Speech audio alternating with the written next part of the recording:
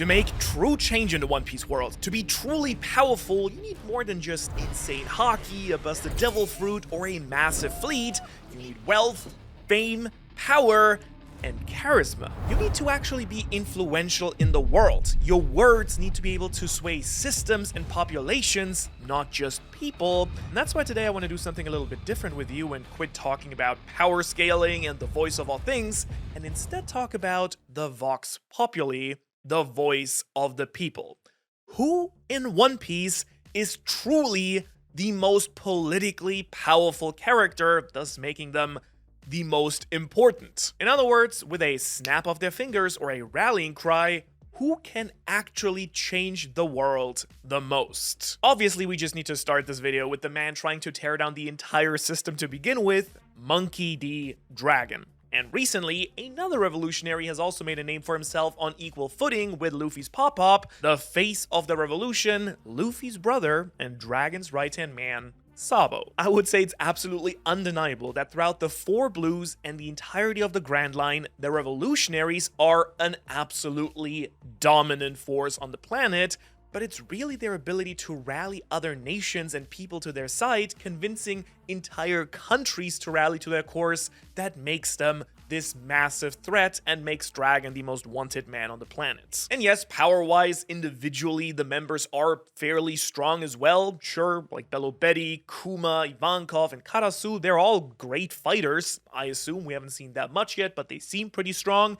But it's really their notoriety and their influence throughout the entire One Piece planet that actually changes the game for them. Bello Betty particularly is actually a great and perfect example of this with her devil fruit that directly influences the people around her. They are the underdogs, obviously, against the world government, and there's a charm there that everyone seems to really value. Dragon very smartly preys on this, stokes the flame of rebellion, and with each and every single day, he's becoming the single most influential and thus powerful man in the world. This is of course somewhat of a direct mirror to our real world, where figures like Che Guevara, who we do know Oda actually rocks with pretty hard because he literally has a photo of him in his office, weirdly enough, are political icons, right? And Dragon really mirrors this, again, being the world's most wanted criminal, and yet somehow, despite the government's best efforts to really paint him as a dangerous man, the world itself sees his cause and is falling in line. Now that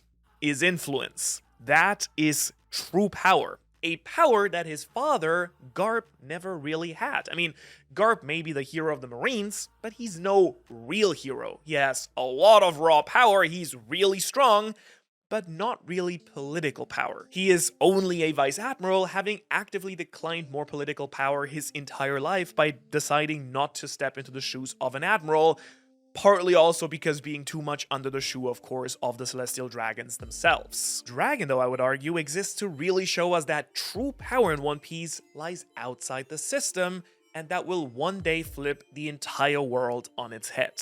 But then, what about Sabo? Why do I even put him on equal footing with someone as influential and powerful as Dragon?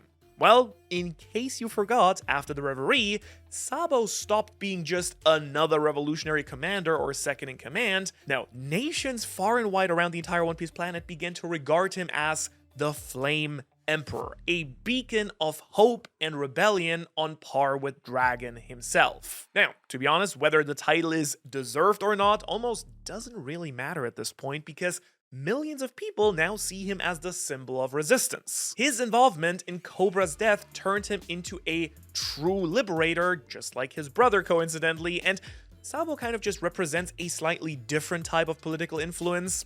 He is a living symbol. Now, these figures, or living symbols, are often more powerful than just regular individuals. Dragon, of course, built the revolutionary movement, right? But Sabo then became the face that ordinary people could actually rally behind and follow. And I don't need to tell you that that's the type of influence that can topple entire governments. I mean, just look at our real world. The Straw Hat Jolly Roger itself has now become a symbol of political rebellion recently. It's been influencing the masses, and people see themselves in that symbol, and it's been able to stir this deep emotion inside so many. A single image, a single photo with so much meaning attached to it, that's sometimes really all that you need to change the entire world. And Sabo, for One Piece, He's kind of that. Big news, Morgans. Now, on the complete opposite side of the political spectrum, we have this big bird who pretty much rules the entire planet. Again, looking at the real world, it has kind of proven over and over again that many of the most influential figures in it are the ones who control opinion, the ones who control the media. You and I can really form opinions based on the information that we know that we're being told, so if you control the information that the world is allowed to know and, kind of put that information into a certain context that favors whatever your interest is, then you, my friend, control the world. Congrats on that. Now, that is the exact crazy power of Big News Morgans, the man who runs the World Economic Newspaper. And especially in a world segmented into these very specific islands with almost no communication and travel possible between the blues, not even between many of the islands, the news is really all that most people of the One Piece planet have to learn about current events happening on the Grand Line or anywhere else. And time again, we've seen Morgans ruffle some real feathers with his journalism and the way that he portrays certain events. I don't have to remind you that he was the one who turned Luffy into the 5th Emperor before he officially became recognized as a Yonko, which again kind of happened through his newspaper. Morgans also was the one who spread the news of Cobra's death, turning Sabo into the symbol we talked about earlier. He revealed Gear 5 Luffy to the world without the world government's approval whatsoever, who would have preferred to really keep that one quiet. In other words, he's one of the few people in the world that can actually stiff-arm just about anyone, including the Gorosei, due to his insane control over the entire media on a global level. Information has just always been one of the strongest forms of power, and Morgans is basically holding the printing press for the entire planet, and he's willing to really bend the rules, as much as he wants for the right cost. By the way, also proving that nobody, not even the most influential people in the world, can resist the almighty dollar, or I guess the almighty berry. And if you're willing to share some of your dollars with me over on the Ohara Patreon, well, I do promise to deliver even better content for you that way, plus some exclusive stuff like early chapter reviews that you can get only over there. But now, let's move on to someone unexpected on this list, Buggy the Clown. Now, sometimes influence is a very double-edged sword. You can really get yourself caught up in some big old mess by accident, and that's exactly what usually happens for admittedly one of the most influential people in the entire One Piece world, Buggy the Clown. Now, Buggy is of course not really a politician, at least not by any traditional means. He doesn't exactly have a very elegant persona, he doesn't have a backbone either, but he does have immense power. Our real world has proved time and time again throughout many countries that sometimes the people's champion is not exactly someone qualified, but someone people just actually like for the vibes. Actors, celebrities, and even pets can become politicians, and that's kind of the vibe that Buggy has as well, because everything about Buggy's rise to an emperor is just absolutely ridiculous, really. He's one of the few people to manage to escape Impel Down and became one of the heroes, again accidentally, of Marineford. He kind of created a mercenary Amazon essentially in the One Piece world with Buggy's delivery service, and now he's a Yonko who has a bounty system that hunts down Marines and has kind of flipped the entire power structure of the One Piece world. Not to mention that in the eyes of the entire planet, 2 former warlords work under him, one of which being the world's strongest swordsman, Dracula Mihawk, who some people reasonably see on a similar level as some of the Yonko. Now, in reality, he may not actually be calling all the shots, even in his organization Cross Guild, but everyone thinks that he does, and that gives him a ton of real political power.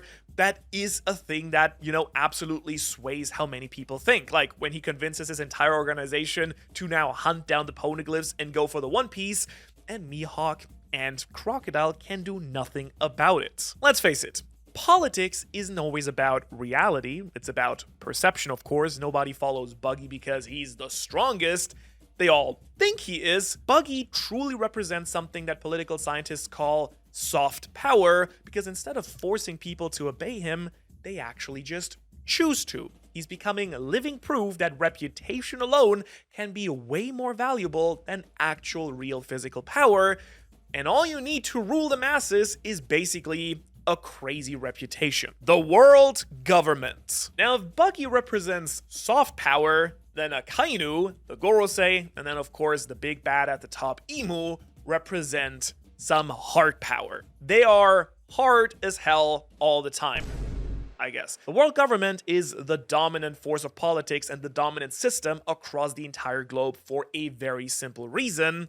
They have the finances, the weapons, the bodies, and all the trade routes. They got everything. They're this oppressive totalitarian military regime that rewards compliance and punishes disagreement, tying all of the world's nations as well as they can to them and then weakening them through the heavenly tribute. Now, if you fall in line with them, if you play by their rulebook and follow their definition of justice, then you're pretty safe most of the time. You usually don't have to worry about the fleet admiral magma crushing you, the Gorosei buster calling you, or Imu using an ancient weapon to just level your entire island in an instant. And straight up, these leaders just have the most obvious and easy to see form of power in the entire world because everyone is gunning for their control. Dragon, Buggy, Big News Morgans, none of them actually exist without the presence of the world government itself. And I feel like there is something to be said about how politically influential you actually are if entire counter system starts appearing to try and strip away power from you. Speaking of which, Red Hair Shanks. Of course, this video also needs to talk about Shanks because he is in a truly unique spot in the entire One Piece world building system. And as far as I'm concerned, he is the most politically influential pirate on the ocean due to that very fact. That's because he is both a celestial dragon and a member of the Raja Pirates, which means that across heaven and earth, he is the honored one, and he sure as hell uses that to his advantage. He's kind of the everyman of political power in One Piece. He does whatever he wants, when he wants, against whoever he wants, and really, no one can ever truly stop him or, put any boundaries to him. He's got knowledge unlike anyone else on the ocean, and everyone thinks also that he's just cool and powerful as hell. He's smooth, pretty much everyone likes him unless you're Captain Kidd, I guess, and he prefers to solve issues through diplomacy, peacefully rather than through conflict. But he still has the physical power to back it up anyways. He's kind of the hallmark of a true leader, and part of that is of course just because of his crazy power levels. This man's got the strength and the confidence to walk into the Summit War and just end it. The fleet admiral, the pirates, the Gorosei, the warlords, all of them, they all know that they just can't step to Shanks. This, of course, gives him an unparalleled level of political power because he can now play both sides of the table. If Buggy is representing soft power and the world government is representing hard power, well, Shanks really has the best of both. And nobody else truly has both of these like him in One Piece in general. That's why he's always scheming, scouring the ocean for some big plot that changes the entire fate of the world, mentoring a young Luffy and kind of grooming him into the next Joy Boy, chasing down Teach and taking control of certain islands.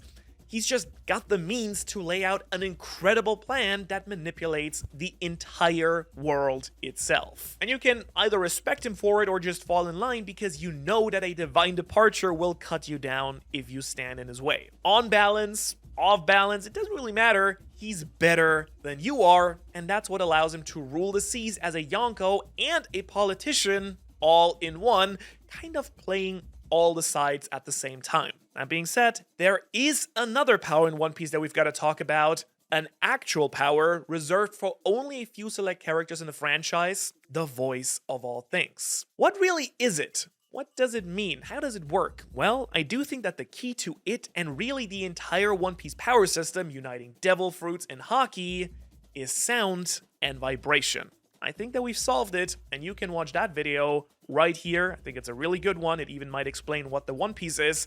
Otherwise, thanks for watching. This was a very short video. I usually don't really do these anymore, but let me know if you prefer these, or I kind of like maybe switching around long videos, short videos. Usually I prefer to just ramble about a topic if there's much to say, but yeah, I'd love to hear your feedback. Thanks to our Patreons, and I will see you in the next video.